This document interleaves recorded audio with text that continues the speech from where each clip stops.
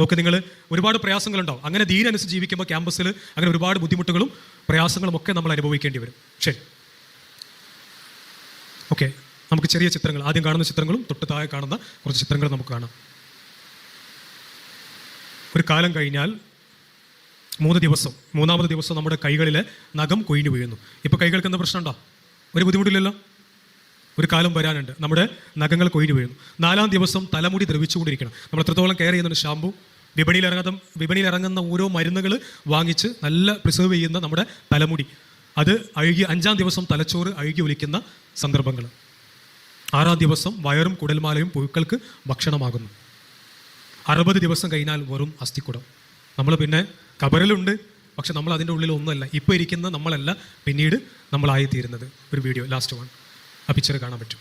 Okay, ഇത് last one ആണ്.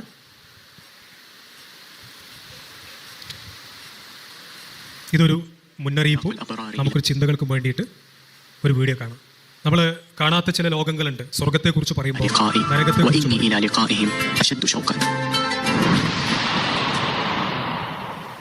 عملنا تجربة عملية مع الشيخ الدكتور عبد العزيز النعيمي. نزل هو من الأمور التي ترقق القلب زيارة المرضى وحضور الجنازات. فكيف بمن يعيش حقيقة الموت ويتسربل به؟ إن أكبر عظة هي أن تعيش الموت حقيقة لا خيالا، وتزهد في الدنيا وتقبل على الآخرة وترجو رحمة ربك.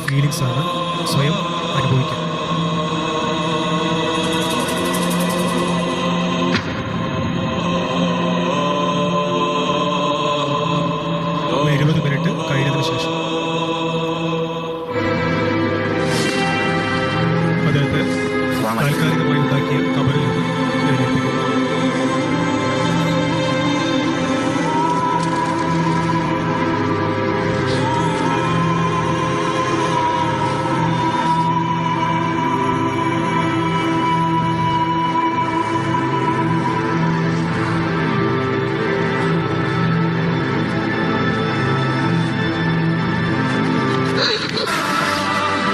شو علاقتي مع ربي؟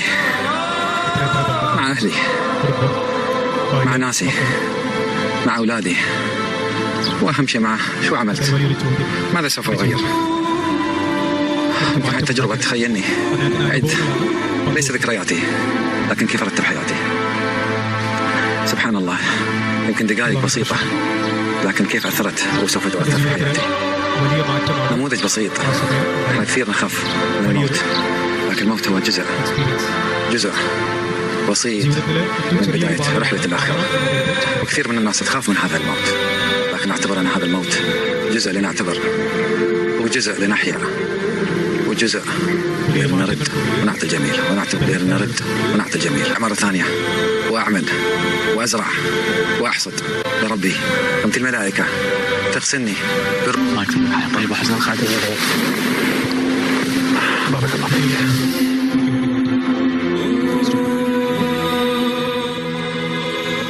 പ്രിയപ്പെട്ട കുട്ടികളെ, അവസാനിപ്പിക്കുകയാണ്. ഒരു 20 മിനിറ്റ് നേരം കബറിൽ കിടന്ന സമയത്ത് അദ്ദേഹത്തിനുണ്ടായിട്ടുള്ള മാറ്റങ്ങളാണ് ജീവിതത്തിൽ. നമ്മൾ 1000 തവണ, ഒരുപാട് തവണ പ്രഭാഷണങ്ങൾ കേൾക്കുന്നു, വിശുദ്ധ ഖുർആൻ വായിക്കുന്നു, ഒരുപാട് പരിപാടികൾ പങ്കെടുക്കുന്നു, ഒരുപാട് കാര്യങ്ങൾ കേൾക്കുന്നു. എന്ത് മാറ്റമാണ് നമ്മുടെ ജീവിതത്തിൽ ഉണ്ടായിട്ടുള്ളത്? കുറച്ചൊക്കെ സമയങ്ങൾ മാറ്റി വെച്ചിട്ട് ഒരു യഥാർത്ഥ ലോകത്തേക്ക് മാറി വരാനുള്ള മനസ്സ് നമ്മൾ ഉണ്ടാക്കിയെടുക്കണം. അതിന് ഹൈസക്ക് ഇതൊരു വലിയ സഹായകമാകട്ടെ എന്ന് പ്രാർത്ഥിച്ചുകൊണ്ട് സാറ് അവസാനിപ്പിക്കുകയാണ്. ഇത്രയും നേരം കേട്ടിരുന്ന എൻ്റെ പ്രിയപ്പെട്ട മക്കൾക്ക്, കുട്ടികൾക്ക് എല്ലാവിധ നന്ദിയും. നാളെ ജന്നാത്തുൽ ഫിർദൗസിൽ ഒരുമിച്ച് കൂടാനുള്ള തൗഫീഖ് റബ്ബ് സുബ്ഹാനഹു വ തആല നമുക്ക് പ്രദാനം ചെയ്യുമാറാകട്ടെ. അല്പം സാങ്കേതിക തടസ്സങ്ങൾ ഉണ്ടായിട്ടുണ്ട്, നിങ്ങളോട് ക്ഷമ ചോദിക്കുകയാണ്. നമ്മളെ ഇങ്ങോട്ട് പറഞ്ഞയച്ച നമ്മുടെ രക്ഷിതാക്കൾ, സംഘാടകർ, അവർക്ക് വേണ്ടി പ്രാർത്ഥിക്കാൻ നിങ്ങൾ മറക്കരുത്. അള്ളാഹു അവർക്ക് സ്വർഗ്ഗം നൽകി അനുഗ്രഹിക്കുമാറാകട്ടെ. അസ്സലാമു അലൈക്കും വറഹ്മത്തുള്ളാഹി വബറകാതുഹു.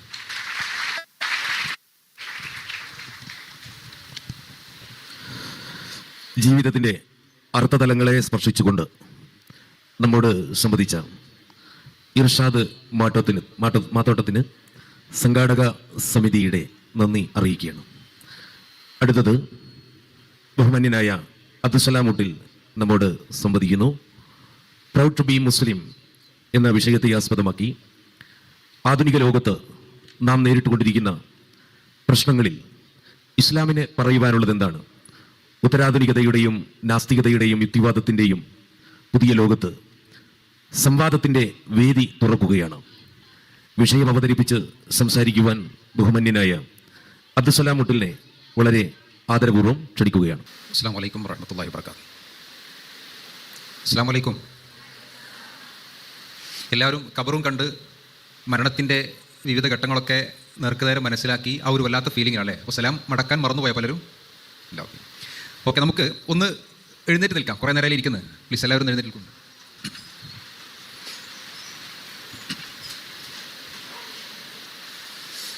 ഓക്കെ, ഇരുന്നോളൂ.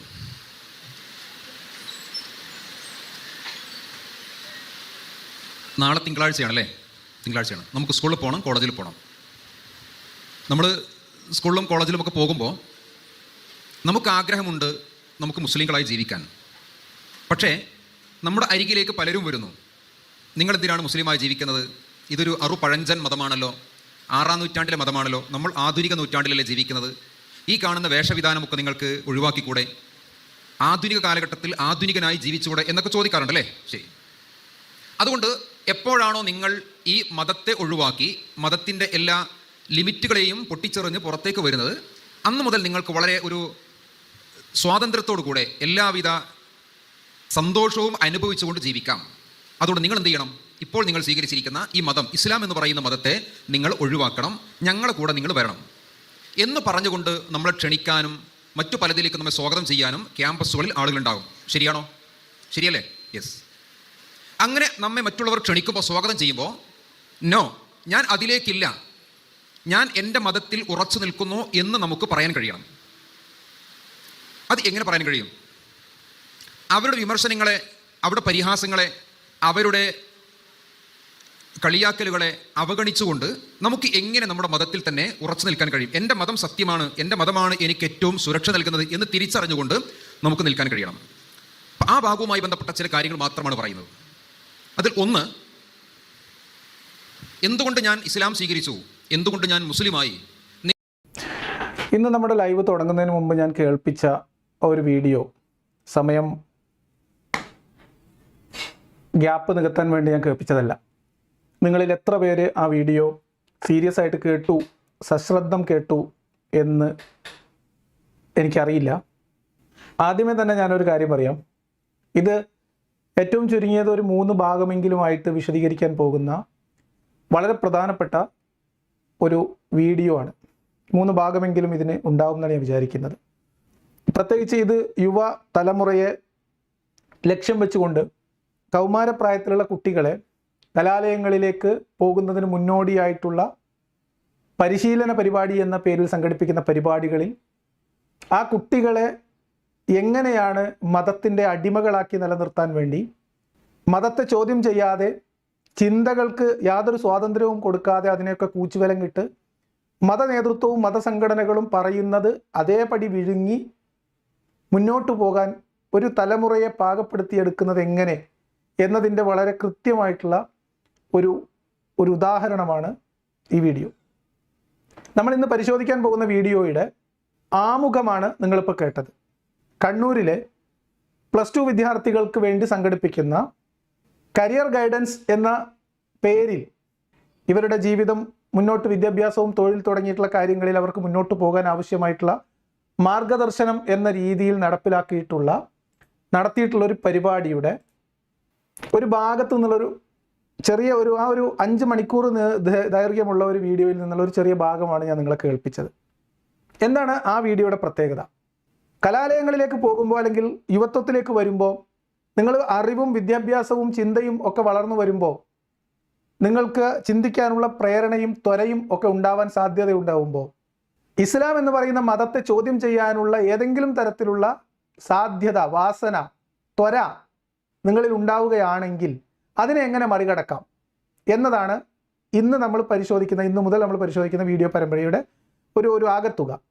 അപ്പം സ്വതന്ത്ര ചിന്തകർ അല്ലെങ്കിൽ യുക്തിചിന്ത, മതനിഷേധം എന്ന് തുടങ്ങിയിട്ടുള്ള, നിരീശ്വരവാദം തുടങ്ങിയിട്ടുള്ള കുറേ ഭയപ്പെടുത്തുന്ന, അവരെ ഭയപ്പെടുത്തുന്ന കുറേ വാക്കുകളൊക്കെ പറഞ്ഞുകൊണ്ട് അത്തരം ആളുകളിൽ നിന്നൊക്കെ വരുന്ന ചോദ്യങ്ങളെ എങ്ങനെയാണ് മറികടക്കേണ്ടത് എന്ന് കൗമാരപ്രായക്കാരായ കുട്ടികൾക്ക് വേണ്ടി പരിശീലനം കൊടുക്കുന്ന ഒരു പരിപാടിയാണ്.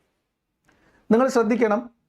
ഇതിൻ്റെ തുടക്കത്തിൽ വീഡിയോ കേട്ടിട്ടില്ലാത്തവർ നിർബന്ധമായും ഈ വീഡിയോ ഇപ്പോൾ ഇവിടെ സ്റ്റോപ്പ് ചെയ്തിട്ട് തുടക്കം മുതൽ നമ്മൾ കേൾപ്പിച്ച ഈ പരിശീലനം കൊടുക്കുന്ന അധ്യാപകൻ്റെ സെഷനിലേക്ക് കടക്കുന്നതിന് തൊട്ടു മുൻപുള്ള സെഷൻ അവസാനിക്കുന്നതാണ് ഞാൻ നിങ്ങളെ കേൾപ്പിച്ചത്. അത് മുതൽ ഇദ്ദേഹത്തിൻ്റെ ഇൻട്രോ വരെയാണ് നമ്മളിപ്പോൾ കേട്ടത്. ആ വീഡിയോയിൽ അതൊരു 7 മിനിറ്റ് വീഡിയോ ആണ്. അത് കേട്ടതിന് ശേഷം മാത്രം നിങ്ങൾ ഈ ലൈവ് തുടർന്ന് കാണുക എന്നാണ് എനിക്ക് നിങ്ങളോട് എല്ലാവരോടും അഭ്യർത്ഥിക്കാനുള്ളത്.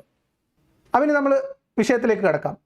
ഒരു 15-16 വയസ്സുള്ള കുട്ടികളെ ഒരു ഹാളിൽ പിടിച്ചിരുത്തിയിട്ട് സ്വതന്ത്ര ചിന്തയുടെയും അല്ലെങ്കിൽ മതത്തെ ചോദ്യം ചെയ്താൽ, ഇസ്ലാമിക നിയമങ്ങളെ ചോദ്യം ചെയ്താൽ ഉണ്ടാകാവുന്ന ഭവിഷ്യത്തുകളെക്കുറിച്ച് അതിനെയൊക്കെ ഇവരെ ഭയപ്പെടുത്താൻ വേണ്ടി ഈ സെഷൻ തുടങ്ങുന്നതിന് മുൻപ് മരണവും ഖബറും, പരീക്ഷണാർത്ഥം ഒരാൾ 20 മിനിറ്റ് ഖബറിൽ കടന്നതിൻ്റെ അനുഭവവും എല്ലാം കൂടി വളരെ ഭീകരമായ മരണഭയത്തിലേക്കും അതിനെ തുടർന്നുണ്ടാകുന്ന ഖബർ ശിക്ഷ, ശരീരം അഴുകുന്നത്, പുഴു കഴിക്കുന്നത് തുടങ്ങിയിട്ടുള്ള കാര്യങ്ങളൊക്കെ പറഞ്ഞാൽ ചെറിയ കുട്ടികളെ മനസ്സ് കലക്കി വെച്ചിട്ടാണ് എന്തുകൊണ്ട് നമ്മൾ മുസ്ലിമായി എന്ന ചോദ്യത്തിന് ഉത്തരം പറയാൻ ആ കുട്ടികളെ പരിശീലിപ്പിക്കുന്നത്.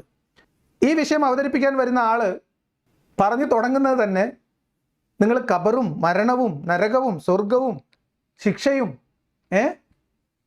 അതൊക്കെ കണ്ട് നിങ്ങളാകെ ഭയന്നിരിക്കുകയാണോ, നിങ്ങളാകെ ബേജാറായിട്ടിരിക്കുകയാണോ, ഞാൻ സലാം പറഞ്ഞപ്പോൾ പോലും നിങ്ങൾ സലാം പറയാൻ മറന്നുപോയോ, അത്രയും ഭീതിതമായിട്ടുള്ള ഒരു അവസ്ഥയിലേക്ക് ആദ്യം കുട്ടികളെ കൊണ്ടെത്തിച്ചു. അത് കഴിഞ്ഞിട്ടാണ് ഇനി proud to B a Muslim എന്ന ക്യാമ്പയിൻ്റെ ഭാഗമായിട്ട് ഇവിടെ MSM ആണെന്ന് തോന്നുന്നു അതിൻ്റെ ഉപജ്ഞാതാക്കൾ, നമ്മൾ MM അക്ബറൊക്കെ അതിനുവേണ്ടി വലിയ സംഭാവനകൾ കൊടുത്തിട്ടുണ്ട്. അപ്പോൾ അതുമായി ബന്ധപ്പെട്ട് പരിപാടിയിലേക്ക് പിന്നെ അദ്ദേഹം കടക്കുകയാണ്. അപ്പോൾ ആ വീഡിയോയിലേക്ക് നമ്മളിനി പോവുകയാണ്. ഇത് വളരെ ഗൗരവതരമായ ഒരു വിഷയമാണ്. പക്ഷെ പറഞ്ഞു പോകുമ്പോൾ അതിനകത്ത് ഒരുപാട് തമാശകൾ ഉണ്ടാകും. അതൊക്കെ നിങ്ങൾ അതിൻ്റേതായ രീതിയിൽ മനസ്സിലാക്കുക, തമാശകൾ ആസ്വദിക്കുകയും വിഷയത്തിൻ്റെ ഗൗരവം ചോർന്നു പോകാതെ ആ കാര്യങ്ങൾ ശ്രദ്ധിക്കുകയും ചെയ്യുക എന്നാണ് എനിക്ക് എല്ലാവരോടും പറയാനുള്ളത്. ഈ വീഡിയോ കേരളത്തിൽ നിലവിൽ ഉള്ള എല്ലാ കൗമാരപ്രായക്കാരായ കുട്ടികൾക്കും യുവത്വത്തിലുള്ള കുട്ടികൾക്കും proud to B a Muslim എന്ന ക്യാമ്പയിൻ്റെ ഭാഗമാവാൻ ആഗ്രഹിക്കുന്നവർക്കും അല്ലാത്തവർക്കുമായിട്ടുള്ള സകല വിശ്വാസികൾക്കുമായിട്ടാണ് ഈ വീഡിയോ സമർപ്പിക്കുന്നത്.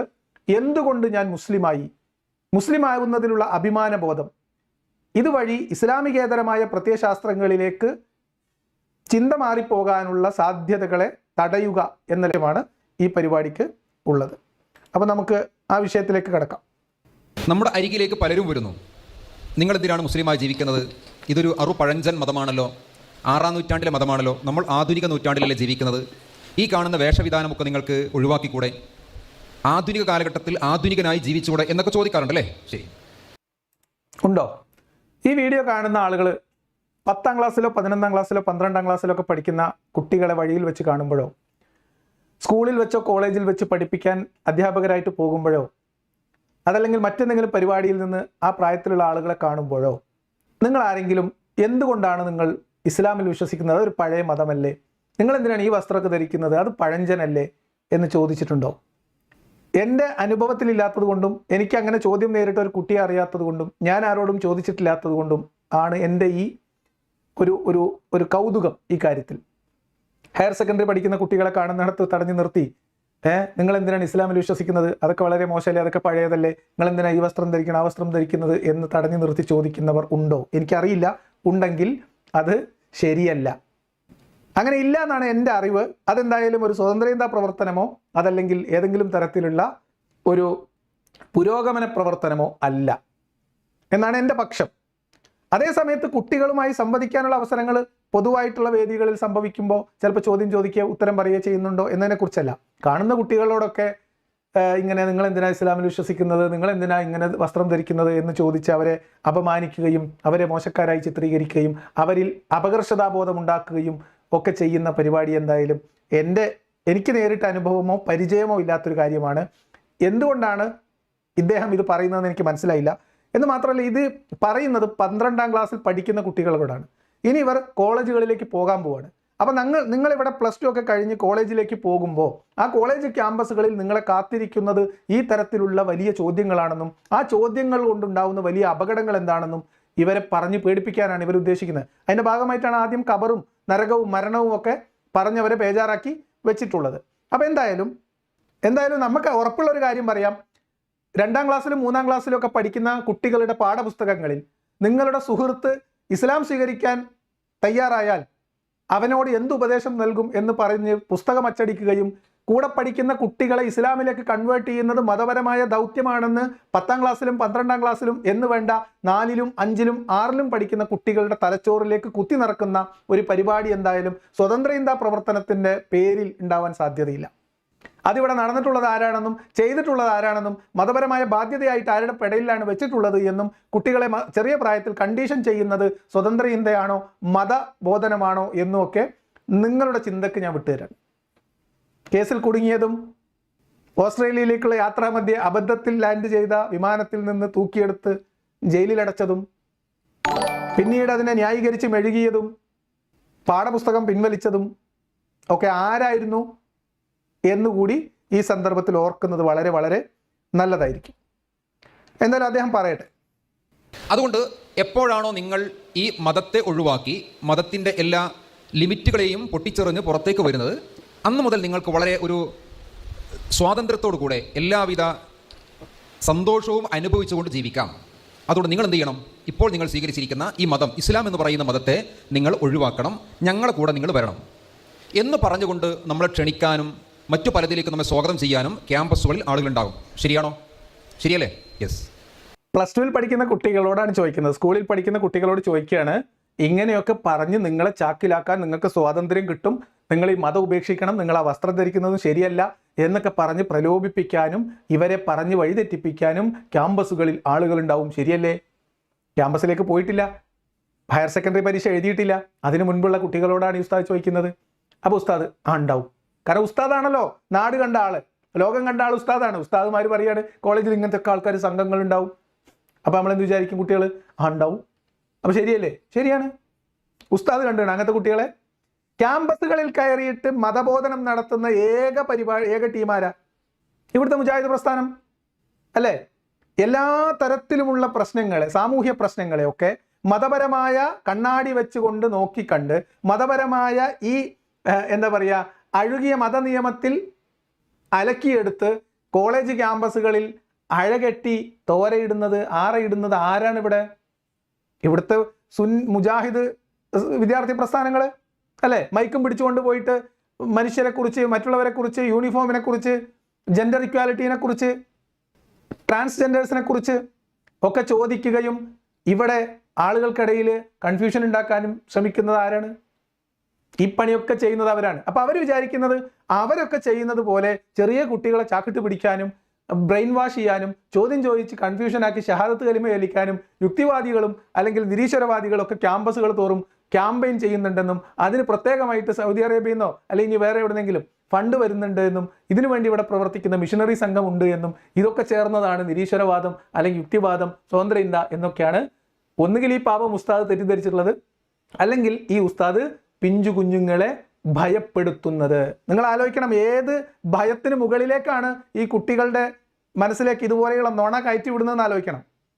ഖബറിൻ്റെയും മരിച്ചു കഴിഞ്ഞാൽ ഒരു മനുഷ്യൻ്റെ ശരീരഭാഗങ്ങൾ അഴുകുന്നതിനെക്കുറിച്ചും വിഷ്വലൈസ് ചെയ്ത് കുട്ടികളെ പറഞ്ഞു പേടിപ്പിച്ച് ഒരു ഭാഗത്ത് 2 നില വീടും അതിന് താഴെ മണ്ണിൻ്റെ ഖബറും കാണിച്ച് കുട്ടികളെ പരുവപ്പെടുത്തിയെടുത്ത് ഖബറിൽ കിടക്കുന്നതിൻ്റെ ഭയാനകത മനസ്സിലാക്കാൻ വേണ്ടി 20 മിനിറ്റ് കൃത്രിമമായി നിർമ്മിച്ചെടുത്ത ഖബറിൽ കിടന്ന് പുറത്തു വന്ന ഒരാൾ വലിയ ബാക്ക്ഗ്രൗണ്ട് സ്കോറോട് കൂടിയൊക്കെ ഭീതിതമായ രീതിയിൽ അനുഭവം പങ്കുവെക്കുകയൊക്കെ ചെയ്ത് കുട്ടികളിൽ മരണഭയം ജനിപ്പിച്ചു വെച്ചതിന് ശേഷം ആ മരണാനന്തരമുള്ള ജീവിതത്തിൽ ജയം വേണമെങ്കിൽ ഇസ്ലാമായി തന്നെ മരിക്കണം എന്ന് മദ്രസയിൽ നിന്ന് പഠിപ്പിച്ചു വെച്ച കുട്ടികളെ ഈ പരുവത്തിലാക്കിയിട്ട് കുട്ടികളോട് പറയാണ്, നിങ്ങൾ ക്യാമ്പസിലേക്ക് ചെല്ലുമ്പോൾ അവിടെ നിങ്ങളെ കാത്ത് ഇസ്ലാം മതത്തിൽ നിന്ന് നിങ്ങളെ പുറത്തു കടത്താൻ വേണ്ടി ആളുകൾ സംഘമായി പ്രബോധനം നടത്തുന്നുണ്ടാവും എന്ന് കുട്ടികളെ പറഞ്ഞു പേടിപ്പിക്കാൻ.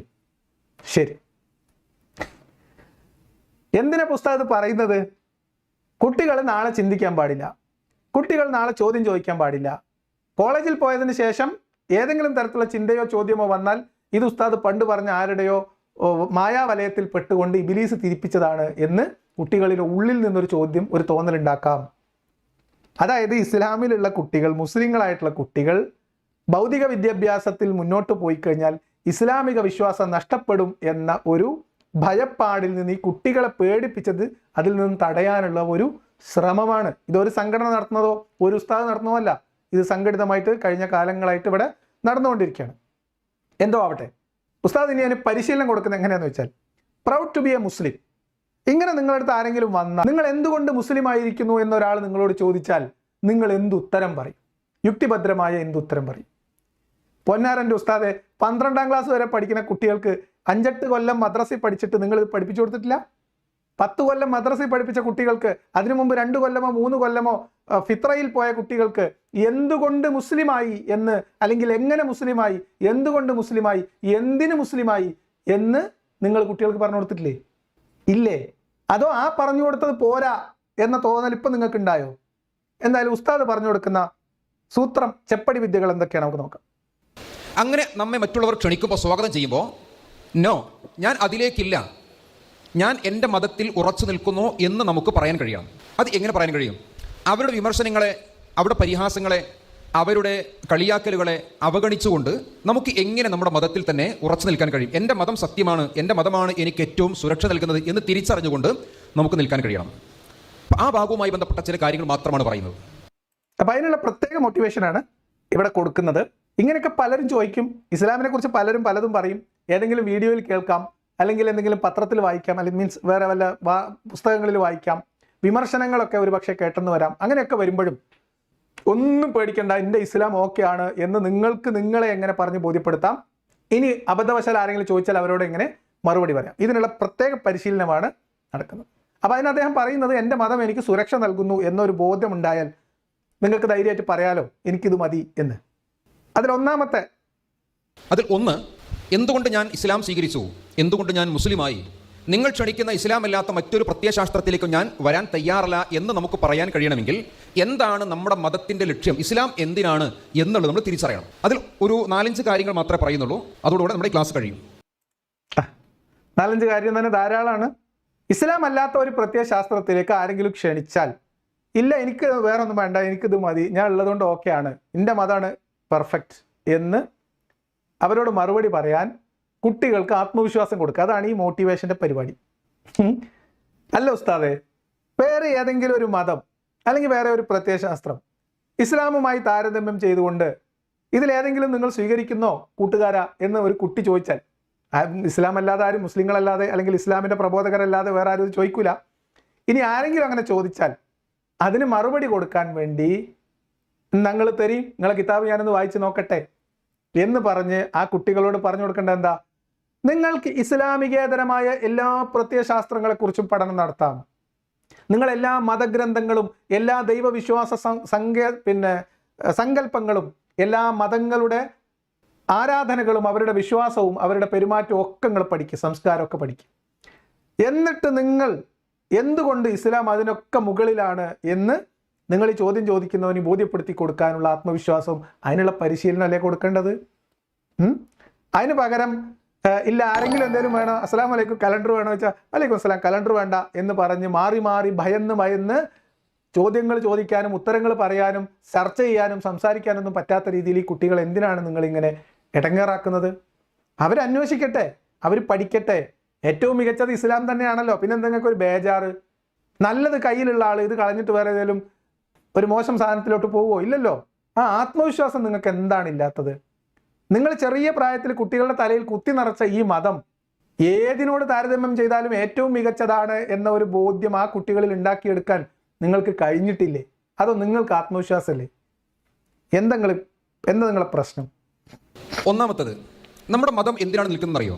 ജീവൻ സംരക്ഷിക്കുക എന്നതാണ് മതത്തിൻ്റെ അടിസ്ഥാന ലക്ഷ്യം.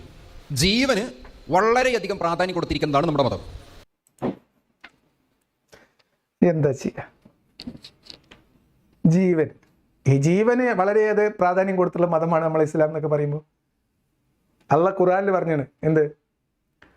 സ്വർഗത്തിന് പകരമായി നിങ്ങളുടെ ജീവനും സമ്പത്തും അള്ളാഹായിട്ട് കരാറുണ്ട്. ജീവന് പ്രാധാന്യം കൊടുത്ത മതമോ ഇസ്ലാമോ? ആരുടെ ജീവന്? അള്ളാഹുവിൻ്റെ മാർഗത്തിൽ ജീവൻ ത്യജിക്കലിനോളം പുണ്യമുള്ള വേറൊരു കാര്യമില്ല എന്ന് പഠിപ്പിച്ച മതമാണ് ഇസ്ലാം. ഇസ്ലാം മരണത്തിൻ്റെ മതമാണ്. ഇസ്ലാം മരണത്തിൻ്റെ പ്രത്യയശാസ്ത്രമാണ്. ജീവിതത്തെക്കുറിച്ച് ഇസ്ലാമിനൊന്നും പറയാനില്ല. ഇപ്പം ഈ കാര്യം പറയാൻ വേണ്ടി നിങ്ങൾ മുന്നോട്ട് വരുന്നതിന് മുൻപ് നിങ്ങളുടെ മുന്നിൽ വന്ന ആള് വന്ന് പറഞ്ഞ എന്താ? മരണം, ഖബർ, കണ്ണ്, മുടി കൊഴിയും, പുഴുക്കൾ വരും, അല്ലേ? അല്ലേ? അള്ളാഹ് ഖുർആനിൽ പറഞ്ഞെന്താ? അള്ളാഹുവിൻ്റെ മാർഗത്തിൽ ജീവനും ജീവിതവും സമ്പത്തും ചെലവഴിക്കുന്നതാണ്.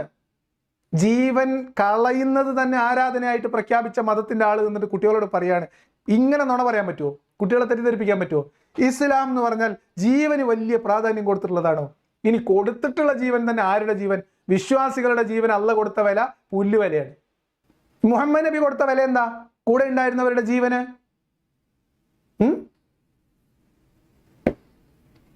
ആരുടെ ജീവന് വില കൊടുത്തു എന്നാ?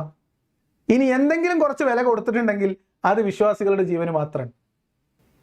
ഒരാള് വിശ്വാസം ഉപേക്ഷിച്ചാൽ പിന്നെ അവൻ്റെ ജീവന് പുല്ലുവിലയാണ്. പിന്നെ അവനെ കാണുന്നിടത്ത് വെച്ച് കൊല്ലണം. അതിലേക്ക് നമുക്ക് വരാം, വിശദമായിട്ട് തന്നെ വരാം. കീഴടങ്ങി കയ്യോടെ കപ്പം തരുന്നത് വരെയോ ഇസ്ലാമിൻ്റെ മാർഗത്തിലേക്ക് പൂർണ്ണമായിട്ട് എന്താ പറയുക വഴങ്ങുന്നത് വരെയോ നിങ്ങൾ കൊന്നൂടി എന്ന് പറഞ്ഞ മതത്തിൻ്റെ ആൾ എന്നിട്ട് പറയാണ് ഇസ്ലാം ജീവന് ഭയങ്കര പ്രാധാന്യം കൊടുത്തത്. കുട്ടികൾക്ക് പറഞ്ഞു കൊടുക്കാണ് എന്തുകൊണ്ട് നിങ്ങൾ ഇസ്ലാമാണ്. അപ്പോൾ കുട്ടികൾ പറയണം, ഞങ്ങൾ ഇസ്ലാം എന്ന് പറഞ്ഞാൽ ജീവന് ഭയങ്കര ഒരു പ്രാധാന്യം കൊടുത്തിട്ടുള്ള ഒരു മതമാണ്, അതുകൊണ്ട് ഞാൻ മുസ്ലിമാണ്. നിങ്ങൾക്ക് നാണാവുന്നില്ലേ എന്നാണ് എനിക്ക് ചോദിക്കാനുള്ളത്. ഉദാഹരണം, ആരാധനയുടെയും ജീവന്റെയും വിഷയം ഒന്നിച്ചു വന്നാൽ ഇസ്ലാമിക ശരീഅത്ത് ഏതിനാ പ്രാധാന്യം കൊടുത്തത്? ആരാധന നിർവഹിക്കാനല്ല, ജീവൻ നിലനിർത്താനാണ്. സോറി, ഇത് അറിയാതെ വന്നു പോയ ചിരിയാണ്. സ്വർഗം വേണോ ചാടിക്കൂട് മരിച്ചൂട് എന്ന് പറഞ്ഞ മതം, ആ മതത്തിന്റെ ആള് ഈ നൂറ്റാണ്ടിലെ കുട്ടികളുടെ മുമ്പിൽ വന്നിട്ട് പറയാണ് ആരാധനയും ജീവനും ഒരുമിച്ച് വന്നാൽ ജീവന് പ്രാധാന്യം കൊടുത്തു. ആരുടെ ജീവൻ? വിശ്വാസം ഉപേക്ഷിച്ചവൻ കൊല്ലപ്പെടണം എന്ന് പഠിപ്പിച്ച മതം. ആ മതം മനുഷ്യന്റെ ജീവന് വില കൊടുത്തോ? മുസ്ലിമായ മനുഷ്യന്റെ ജീവന് പൂർണ്ണമായ വില കൊടുത്തോ? ഇല്ല. ഈ ജീവൻ എന്നൊക്കെ പറഞ്ഞാൽ അള്ളാഹ്ക്ക് വേണ്ടി സമർപ്പിച്ച് സ്വർഗത്തിൽ പോയി സുഖിക്കുക എന്നതാണ് ഇസ്ലാമിന്റെ ലക്ഷ്യം. ഇസ്ലാമിന്റെ ലക്ഷ്യം സുഹൃത്തുക്കളെ ജീവിതമേ അല്ല. ജീവിതം ലക്ഷ്യമാണെങ്കിലല്ലേ ജീവൻ ലക്ഷ്യമുള്ളൂ. ആകെയുള്ള ലക്ഷ്യം പരലോകമാണ്. പരലോക ലക്ഷ്യം എന്ന് പറഞ്ഞാൽ മരണമാണ്. നിങ്ങളൊരു വിശ്വാസിനോട് ചോദിക്കുക, നിങ്ങൾ എന്തിനാ ജീവിക്കണേ? നിങ്ങളുടെ ജീവിതത്തിലെ ഏറ്റവും വലിയ അഭിലാഷം എന്താ? ഈമാൻ കിട്ടി മരിക്കുക. മരിക്കാൻ വേണ്ടിയാ ജീവിക്കണേ. ഈമാൻ കിട്ടി മരിക്കാൻ വേണ്ടി മാത്രം ജീവിക്കണേ. അതിനിടയിൽ ഒരു ജിഹാദിന് ഒരു അവസരം ഒത്തു വന്നാൽ, ഒരു യുദ്ധത്തിൽ പങ്കെടുക്കാൻ അവസരം ഒത്തു വന്നാൽ, ഷഹീദായാൽ, നിങ്ങൾക്കറിയോ മരിച്ച മയ്യത്തിനോട് ചെയ്യേണ്ടുന്ന യാതൊരു കാര്യങ്ങൾ, അതായത് കുളിപ്പിക്കുക തുടങ്ങിയിട്ടുള്ള കുറേ കാര്യങ്ങളുണ്ട്, മയ്യത്ത് കുളിപ്പിക്കലും അങ്ങനത്തെ കുറേ കാര്യങ്ങളൊക്കെ, ഇത്തരം കാര്യങ്ങളൊന്നും ചെയ്യണ്ട. യുദ്ധത്തിൽ പോയി മരിച്ചോ നേരെ സ്വർഗത്തിൽ പോകും എന്ന് ഓഫർ കൊടുത്ത പടച്ചോന്റെ മതത്തെ കൈ പിടിച്ചുകൊണ്ടാണ് ഉസ്താദ് പറയുന്നത് ആരാധനയെക്കാളും പ്രധാനം ജീവന് കൊടുത്തു. ഏത്? ജീവൻ ത്യജിക്കൽ തന്നെ ആരാധനയാണ് എന്നതാണ് ഇസ്ലാമിന്റെ കഥ. ഉദാഹരണം, നമ്മൾ നമസ്കരിക്കാൻ നിൽക്കുന്നു, നമുക്ക് നല്ല വിശപ്പുണ്ട്, എന്ത് ചെയ്യണം? നമസ്കാരം എന്ന് പറയുന്നത് ആരാധനയാണ്, വിശപ്പ് എന്ന് പറയുന്നത് ജീവന്റെ പ്രശ്നമാണ്. ഏതാണ് ആദ്യം പരിഹരിക്കേണ്ടത്? ഏതാണ്? പറഞ്ഞോളൂ. വിശപ്പ് പരിഹരിക്കണം, അതാ ഭക്ഷണം കഴിക്കണം, വെള്ളം കുടിക്കണം, എന്നിട്ട് നമസ്കരിക്കണം. നിസ്കാരം നല്ല ഉദാഹരണമാണ്. എന്താ? നിസ്കാരം, വിശപ്പ്. അപ്പൊ നിങ്ങൾ ഇത് പറയുമ്പോൾ നിങ്ങൾക്ക് ആരുടെ ജീവനാണ് വില കുറച്ചെങ്കിലും കൊടുത്തിട്ടുള്ളത് എന്ന് മനസ്സിലാവും. നിസ്കാരം ആരാധനയാണ്, വിശപ്പ് ജീവൻ നിലനിർത്താൻ ആവശ്യമാണ്. അപ്പൊ നിങ്ങൾക്ക് നിസ്കാര സമയമായി, വിശക്കുന്നു. അപ്പൊ നിങ്ങൾ എന്ത് ചെയ്യണം? ഭക്ഷണം കഴിച്ചിട്ട് നിസ്കരിക്കണം. നിസ്കരിച്ചിട്ട് ഭക്ഷണം കഴിക്കരുത് എന്ന് വിചാരിക്കരുത്. മനസ്സിലായോ? എൻ്റെ മതം, എൻ്റെ ജീവൻ ഇത്രയും വില കൊടുത്തൊരു മതം അല്ലേ? നിങ്ങൾക്കറിയോ നമസ്കരിക്കാത്തവൻ കൊല്ലപ്പെടേണ്ടവനാണ് എന്ന് മദ്രസയിൽ കുട്ടികളെ പഠിപ്പിച്ചിരുന്ന ഒരു സംഭവം നിങ്ങൾക്ക് ഓർമ്മയുണ്ടോന്ന് അറിയില്ല. ഇപ്പൊ മദ്രസ പാഠങ്ങളിൽ നിന്ന് അത് മാറ്റിയിട്ടുണ്ടോന്ന് അറിയില്ല. നിസ്കാരം ഉപേക്ഷിച്ചാൽ കൊല്ലണം. നിസ്കരിക്കാൻ നിൽക്കുമ്പോൾ വിശപ്പ് വന്നാൽ ഭക്ഷണം കഴിച്ചിട്ട് മതി, എങ്ങാനും വീണ് മരിച്ചാലോ അതിൻ്റെ ഇടയിൽ. മനസ്സിലായോ? നോമ്പ് നോൽക്കണം, നോമ്പ് ആരാധനയാണ്. പക്ഷേ നോമ്പ് നോൽക്കുന്ന സന്ദർഭത്തിൽ രോഗമുണ്ടായി, എന്ത് ചെയ്യണം? നോമ്പ് ഒഴിവാക്കണം, രോഗം മാറാൻ ആവശ്യമായ മരുന്ന് കഴിക്കണം. അപ്പോൾ ഇസ്ലാം എന്തിനാണ് പ്രാധാന്യം കൊടുക്കുന്നത്? ജീവന് വലിയ പ്രാധാന്യമാണ് കൊടുക്കുന്നത്. ജീവന് വലിയ പ്രാധാന്യം കൊടുക്കുന്നത്. നോമ്പിനും അതേപോലെ തന്നെയാണ്. ഒരാൾ നോമ്പ് നോൽക്കുന്നു, അപ്പോൾ അയാൾക്ക് ആരോഗ്യ പ്രശ്നം ഉണ്ടെന്ന് തോന്നിക്കഴിഞ്ഞാൽ നോമ്പ് ഒഴിവാക്കിയിട്ട് ജീവൻ നിലനിർത്തണം. ഞാൻ ചോദിക്കട്ടെ, മനുഷ്യരുടെ ജീവന്, ആരോഗ്യത്തിന്, ചെറിയ കുഞ്ഞുങ്ങളിൽ പോലും ഒരുപാട് പ്രശ്നങ്ങൾക്ക് കാരണമാകുന്ന ഈ ആരാധന, ജീവന് ഭീഷണിയാവുന്ന തരത്തിൽ ഒരു ആരാധന ഫിക്സ് ചെയ്ത് വെക്കുക. എന്നിട്ട് അതിൻ്റെ ഇടയിൽ നിങ്ങൾക്ക് ഇപ്പം മരിക്കുന്ന ആയാൽ നിങ്ങളെപ്പറ്റി വെള്ളം കുടിച്ചോ എന്ന് പറയാം. എന്നിട്ട് പറയാ മനുഷ്യൻ്റെ ജീവന് ഭയങ്കര പ്രാധാന്യം കൊടുത്തു അതുകൊണ്ടാണ് എന്ന്. ഇനി അടുത്ത ഉദാഹരണം. അല്ല, ഇതൊക്കെ എന്തിനാ പുസ്തകം പറഞ്ഞെന്നറിയോ? ആരെങ്കിലും വന്നിട്ട് കുട്ടികളോട് ചോദിച്ചാൽ കുട്ടികൾക്ക് പറയാൻ കഴിയണം, എൻ്റെ മതം ജീവന് വലിയ പ്രാധാന്യം കൊടുത്തു, അതുകൊണ്ട് ഞാൻ മുസ്ലിമായി. എങ്ങനെയാണ് കുട്ടികൾ മുസ്ലിം ആയതെന്ന് കുട്ടികൾ സ്വയം ചോദിച്ചാൽ മതി. എന്തുകൊണ്ട് മുസ്ലിമായി, എങ്ങനെ മുസ്ലിമായി, എന്തുകൊണ്ട് നിങ്ങൾ ഇപ്പോഴും ഇസ്ലാമിൽ തുടരുന്നു എന്ന ചോദ്യം ഓരോ കുട്ടികളോട് പേഴ്സണലായിട്ട് ചോദിച്ചാൽ അവർ പറഞ്ഞുതരും നല്ല വെടിപ്പായിട്ട്. ആരാധനയുടെയും വിഷയം ഒന്നിച്ചു വന്നാൽ നമ്മുടെ ശരീരത്ത് പ്രാധാന്യം കൊടുത്തത് ജീവൻ നിലനിർത്താനാണ്. അപ്പോൾ ഞാൻ എന്തുകൊണ്ട് മുസ്ലിം ആകുന്നു? ഞാൻ എൻ്റെ മതം സ്വീകരിക്കുകയാണ് എങ്കിൽ എൻ്റെ ജീവന് ഇത്രയേറെ എൻ്റെ മതത്തിൽ പ്രാധാന്യമുണ്ട്, അതുകൊണ്ട് ഞാൻ ഇസ്ലാം സ്വീകരിച്ചു. ഒന്ന്. അപ്പോൾ അത് പറയാൻ വേണ്ടിയിട്ടാണ് കേട്ടോ അത്. ഇനി രണ്ടാമത്തത് പിടിച്ചിരുന്നോളി. രണ്ടാമത്തത് ആരോഗ്യത്തിൻ്റെയും ആനന്ദത്തിൻ്റെയും വിഷയം ഒന്നിച്ചു വന്നാൽ നമ്മുടെ മതം ഏതിനാണ് പ്രാധാന്യം കൊടുത്തത്? ആനന്ദത്തിനല്ല, ആരോഗ്യത്തിനാണ്. ഉദാഹരണം പറയൂ. ഒരു ഉദാഹരണം പറയും പ്ലീസ്. ആനന്ദത്തിനും ആരോഗ്യത്തിനും ആരുടെ ആരോഗ്യം വളരെ പ്രസക്തമാണ്. ഇപ്പോൾ ഒരു ഉദാഹരണം, ഉദാഹരണം പറഞ്ഞു നമുക്ക്. എന്നാലും ഞാൻ ചെറിയൊരു ഉദാഹരണം പറയാം. 8 വയസ്സോ 9 വയസ്സോ അല്ലെങ്കിൽ 6 വയസ്സോ 7 വയസ്സോ ഉള്ള ഒരു കുട്ടിയുടെ വിവാഹം ഒരു പുരുഷന്, അതിപ്പം 50 വയസ്സോ 55 വയസ്സോ 60 വയസ്സോ 62 വയസ്സോ ആയാലും കുഴപ്പമില്ല, ഇങ്ങനെ വിവാഹം കഴിപ്പിച്ചു കൊടുക്കുന്നു.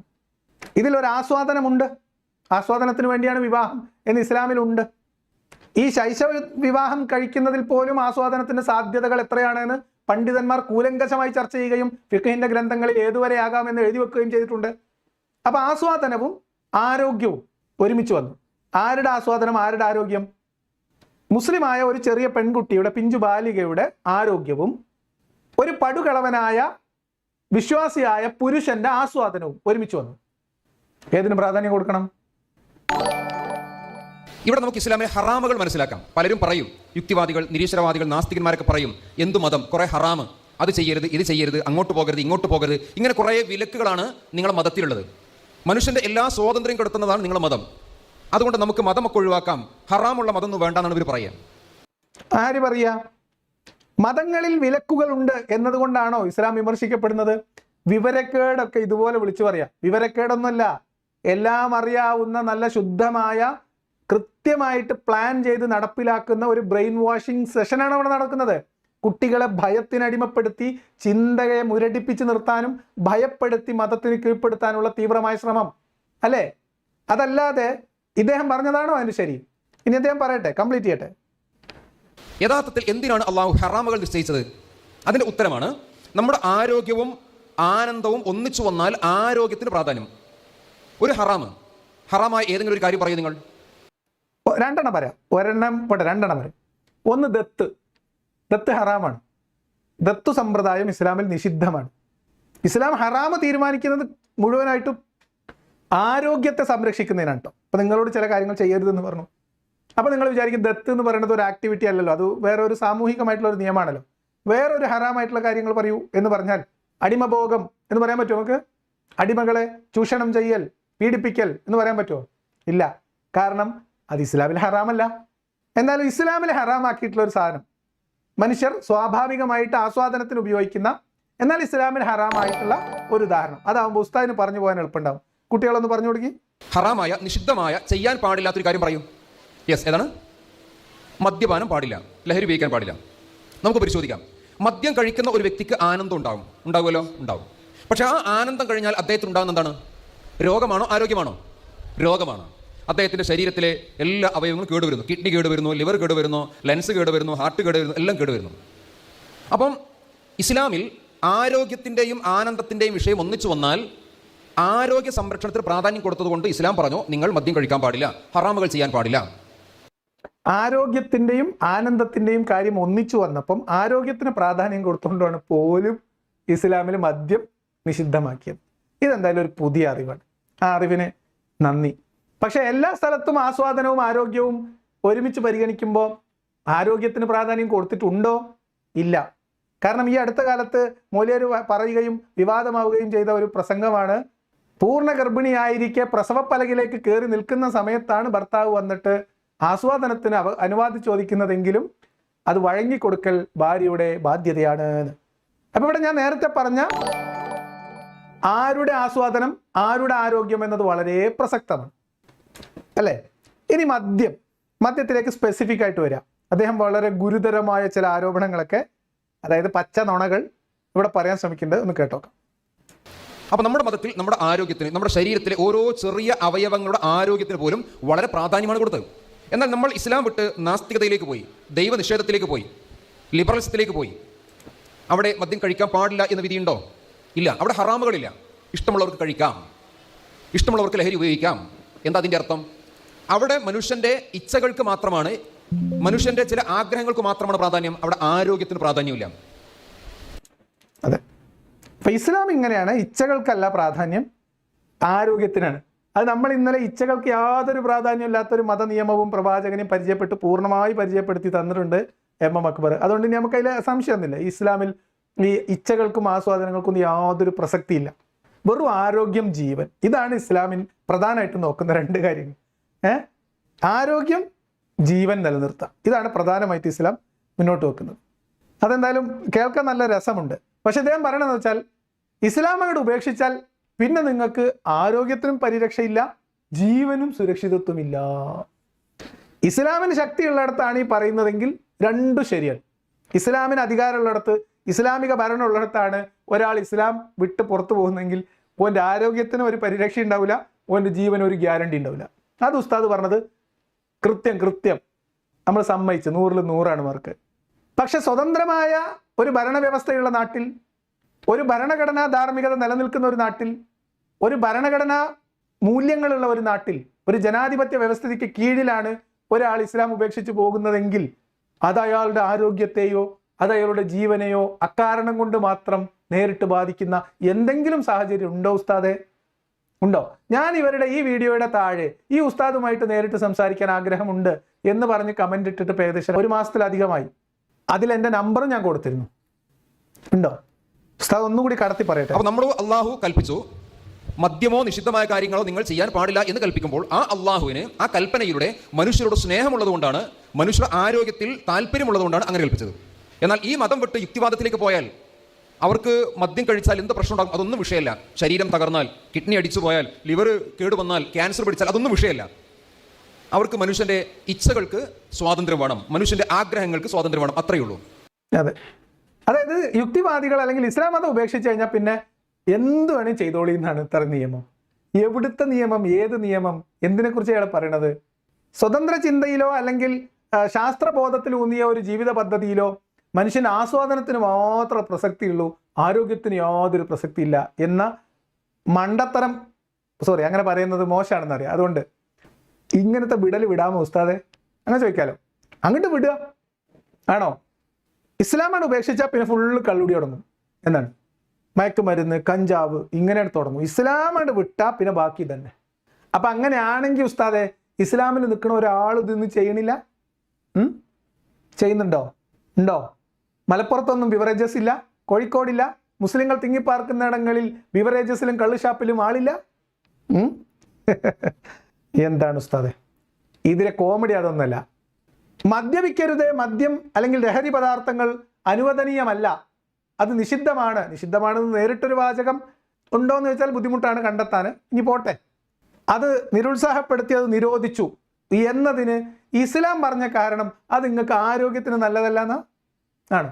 എവിടെ ഉസ്താദെ അത് പറഞ്ഞത്? നിങ്ങളെ കിഡ്നി അടിച്ചു പോകും, ലിവർ പോകും, കരൾ, പിന്നെ ഹൃദയം പ്രശ്നം ഉണ്ടാവും, നിങ്ങൾക്ക് ആരോഗ്യ പ്രശ്നങ്ങൾ ഉണ്ടാവും, അതുകൊണ്ട് നിങ്ങൾ മദ്യം കഴിക്കരുത് എന്ന് ആരാ പറഞ്ഞത്? എവിടെ പറഞ്ഞത്?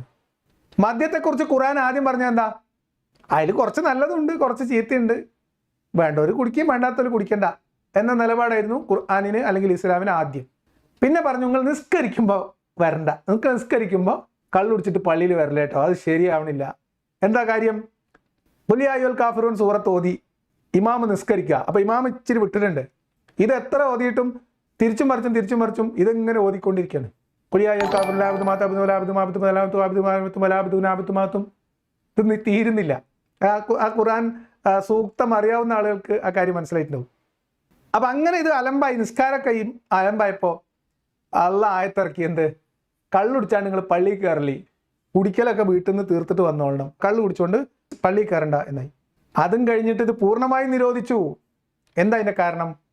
മദ്യപിച്ച് മുഹമ്മദിനെ ചീത്ത വിളിച്ച അനുയായി, മദ്യപിച്ച് പരസ്പരം തലക്കടിച്ച് രക്തം ചിന്തിയ അനുയായികൾ മദ്യം കൊണ്ട് മുഹമ്മദ് നബിക്ക് കൂടെ നിൽക്കുന്നവർ കള്ളു കുടിച്ച് അലമ്പാക്കിയപ്പം അവരോട് പറഞ്ഞു നിങ്ങൾ മദ്യം കുടിക്കേണ്ടേ, ഭയങ്കര പിത്തന, നിങ്ങൾക്കൊന്ന് കുടിക്കാതിരുന്നൂടെ ചെങ്ങായിമാരെ എന്ന് ചോദിച്ചു. കള്ള് കുടിച്ചാൽ നിങ്ങൾ തമ്മിത്തല്ലാണ്, നിസ്കരിക്കാൻ നിന്നാൽ നിങ്ങളത് പിത്തനയാണ്, അതുകൊണ്ട് നിങ്ങൾ കള്ളു കുടിക്കണ്ട, ഇത്രേ പറഞ്ഞിട്ടുള്ളൂ. അല്ല അതിൽ വലിയ ദോഷമുണ്ട്, ആരോഗ്യ പ്രശ്നം ഉണ്ടാക്കും എന്നൊക്കെ പറഞ്ഞോ? എവിടെ പറഞ്ഞു? അങ്ങനെ അത്ര നിഷിദ്ധമായിട്ടുള്ള ഒരു കാര്യമാണെങ്കിൽ നിങ്ങൾ ആലോചിച്ച് നോക്കൂ. ഇസ്ലാമിലെ ഒരു മദ്ഹബിൽ, ഹനഫി മദ്ഹബിലാണെന്നാണ് എൻ്റെ ധാരണ. അവരുടെ ആശയം അനുസരിച്ച് എല്ലാ ലഹരിയും ലഹരിയല്ല. ഖുർആനിൽ പറഞ്ഞ കള്ള് എന്ന് പറഞ്ഞാൽ അവിടെ കിട്ടുന്ന ഈന്തപ്പന കള്ളാണ്, അല്ലെങ്കിൽ മുന്തിരി വാറ്റിയ കള്ളാണ്. കഴിഞ്ഞു. ദ്രവരൂപത്തിലുള്ള മദ്യം, കള്ള്, ബാക്കിയുള്ളതൊന്നും കുഴപ്പമില്ല, പുകയായ കുഴപ്പമില്ല എന്നാണ് ഹനഫികളുടെ വാദം. അത് ഇസ്ലാമിൻ്റെ ഒരു ഒരു ഒരു സ്കൂളാണ്. അപ്പം അതുകൊണ്ട് മദ്യം നിരോധിച്ചതിൻ്റെ കാര്യം മുഹമ്മദ് നബിക്ക് ഫിത്നയായപ്പം ചെയ്തതാണ്. അല്ലാതെ എല്ലാവരും ആവശ്യത്തിന് മാത്രം ഒട്ടകത്തിൻ്റെ കാല് കടിച്ച് പറിച്ചതിന് ശേഷം പതുങ്ങനെ ചെറുങ്ങനെ 2 സിപ്പ് മാത്രം എടുത്തിരുന്നെങ്കിൽ ഇസ്ലാമിൽ മദ്യനിരോധനം വരുമായിരുന്നില്ല. മൂക്കറ്റം കുടിച്ച് കൂടെ നിൽക്കുന്നവൻ്റെ തലയടിച്ച് പൊട്ടിക്കുകയും മുഹമ്മദ് നബിയെ തന്നെ ചീത്ത വിളിക്കുകയും ചെയ്യുന്ന സാഹചര്യമൊക്കെ ഉണ്ടായപ്പോൾ മുഹമ്മദ് നബിക്ക് മനസ്സിലായി കള്ളുടിച്ചാണ്ട് ഇക്കൂട്ടരുടെ കൂടെ മുന്നോട്ട് പോയാൽ ശരിയാവില്ല എന്ന് മുഹമ്മദിന് ബോധ്യപ്പെട്ടപ്പം മദ്യം നിരോധിച്ചു. അത്രയേ ഉള്ളൂ. എന്തുകൊണ്ടെന്ന് വെച്ചാൽ മുഹമ്മദ് നബിക്ക് അവിടെ കുറച്ച് ബുദ്ധിമുട്ടുണ്ടാക്കി മദ്യം, അതുകൊണ്ട് മദ്യം വേണ്ടാന്ന് വെച്ചു. പകരം അവിടെ നിങ്ങൾ ചെല്ല്, പോയ ഒഴുകും, നിങ്ങളിങ്ങനെ കപ്പെടുത്ത് കോരി കുടിക്കാം. ഉസ്താദ് പറഞ്ഞത് ഏത് ബ്രാൻഡ് വേണമെങ്കിലും കിട്ടുന്നതാണ്. അപ്പൊ കള്ളൊരു പ്രശ്നമാണെന്ന് അള്ളാഹ്ക്ക് തോന്നിയിട്ടില്ല, മുഹമ്മദ് നബിക്ക് ആദ്യഘട്ടത്തിൽ തോന്നിയില്ല, മദീനയിൽ വന്നിട്ടും തോന്നിയില്ല.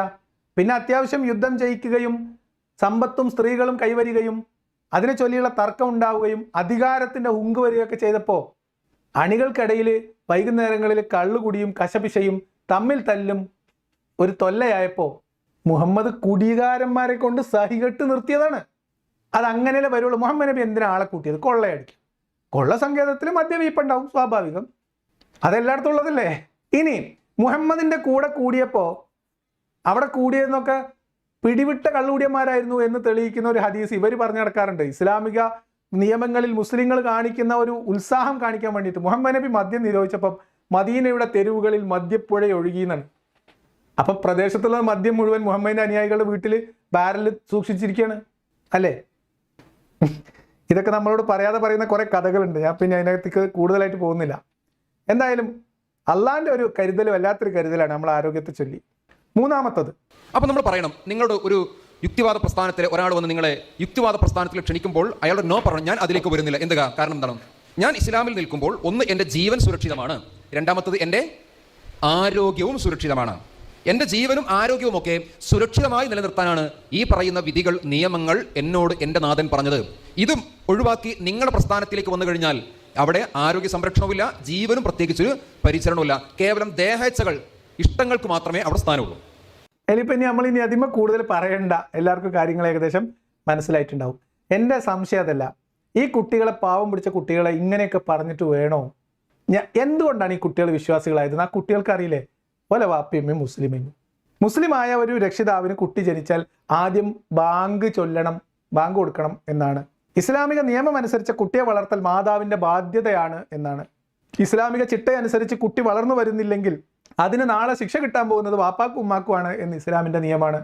ചെറിയ പ്രായത്തിൽ തന്നെ കുട്ടികളെ മത കാര്യങ്ങൾ പഠിപ്പിക്കുകയും മതത്തിലായി വളർത്തുകയും കുട്ടികളെ മതബോധമുള്ളവരാക്കി കൊണ്ടുവരികയും ചെയ്യുക എന്നത് രക്ഷകർത്താക്കളുടെ ബാധ്യതയാണ്. എന്ന് പറഞ്ഞാൽ കുഞ്ഞു കുട്ടികൾ പ്രസവിച്ച് വീണത് മുതൽ മതം തലയിൽ കുത്തി നിറക്കേണ്ടത് വാപ്പാൻ്റെയും ഉമ്മാൻ്റെയും ബാധ്യതയാക്കി വെച്ച ഒരു മതത്തിൻ്റെ കുട്ടികളാണ് അവരങ്ങനെ അവർ വീട്ടിൽ ജനിച്ചു, അങ്ങനെ മുസ്ലിമായി, അത്രേ ഉള്ളൂ. അല്ലാതെ ഇവർ ഈ പറഞ്ഞു കൊടുക്കണതൊക്കെ വെച്ചിട്ടാണ് ഒരു കുട്ടി മുസ്ലിം ആവുന്നത്. ആ സദസ്സിൽ നിന്ന് എഴുന്നേറ്റ് നിന്നൊരു കുട്ടി, നേർക്ക് നേർ എഴുന്നേറ്റ് നിന്നൊരു 14-കാരൻ ഉസ്താദിനോട് ചോദിക്കുകയാണ്, അല്ല ഉസ്താദ്, എൻ്റെ പിമ്മി മുസ്ലിം ആയിരുന്നു, ഇന്നോട് ചോദിച്ചിട്ടല്ല ഓല് എനിക്ക് മുസ്തഫ എന്ന് പേരിട്ടത് എന്ന് പറഞ്ഞാൽ എന്തായിരിക്കും മറുപടി? ഇന്നോട് ചോദിച്ചിട്ടല്ല എൻ്റെ ചുച്ചാമണി കട്ട് ചെയ്തത് എന്നൊരു കുട്ടി എഴുന്നേറ്റ് എന്ന് പറഞ്ഞാൽ എന്താ ഉസ്താദെ മറുപടി? അപ്പോൾ കുട്ടികളെ തത്തമ്മയെ പൂച്ച പഠിപ്പിക്കുക. അതിന് ആദ്യം ഖബറിൻ്റെ ഒരു ഫോട്ടോ, മരിച്ചു കഴിഞ്ഞാൽ ശരീരം അഴുകുന്നതിൻ്റെ ചില ദൃശ്യങ്ങൾ, ഇതൊക്കെ പറഞ്ഞ് കുട്ടികളെ തലച്ചോറിൽ ഭയം കുത്തി നിറക്കുക. ഊസറും പുളി ഉണ്ടോ എന്നാണ് നിങ്ങളോട് ചോദിക്കാനുള്ളത്. മതത്തിൻ്റെ പോരിശ കുട്ടികളോട് കാര്യങ്ങൾ വിശകലനം ചെയ്യാനുള്ള പക്വതയെത്തിയ കുട്ടികളോട് വിശദീകരിച്ചു കൊടുക്കാനും അവരുടെ ചോദ്യങ്ങൾക്ക് കൃത്യമായി മറുപടി കൊടുക്കാനും എന്തുകൊണ്ട് ഇത് ഏറ്റവും മികച്ചതാണ് എന്ന് അവരെ ബോധ്യപ്പെടുത്താനും കഴിയാതെ കഴിവ് കെട്ടുപോയ ഒരു മതനേതൃത്വം കുഞ്ഞു കുട്ടികളെ ഹാളിൽ പിടിച്ചിരുത്തിയിട്ട് ഭയം കുത്തി നിറച്ചിട്ട് അതിനു മുകളിൽ ഇവർക്ക് കൃത്രിമമായ ഒരു ഉത്തരം പറഞ്ഞു കൊടുക്കുക. ഒരാള് ഈ വീഡിയോ തുടങ്ങുന്നതിന് മുമ്പ് കമന്റ് ബോക്സിൽ എഴുതി നയിച്ചു തിന്നൂടെ ചങ്ങായിയെന്ന്. ഊസറും പുളിയുണ്ടോ ഉസ്താദുമാരെ? ഉണ്ടോ? എങ്ങനെയാണോ നിങ്ങൾ കുട്ടികളെ മതത്തിൽ പിടിച്ചു നിർത്താൻ നോക്കുന്നത്? ആണോ? നിങ്ങൾക്ക് ഇതല്ലാതെ ഈ പ്രോഗ്രാമിന്റെ 5.5 മണിക്കൂർ വീഡിയോ കണ്ട ഒരാളാണ് ഞാൻ നിങ്ങളോട് പറയുന്നത് കൃത്യം പാക്കേജാണ്.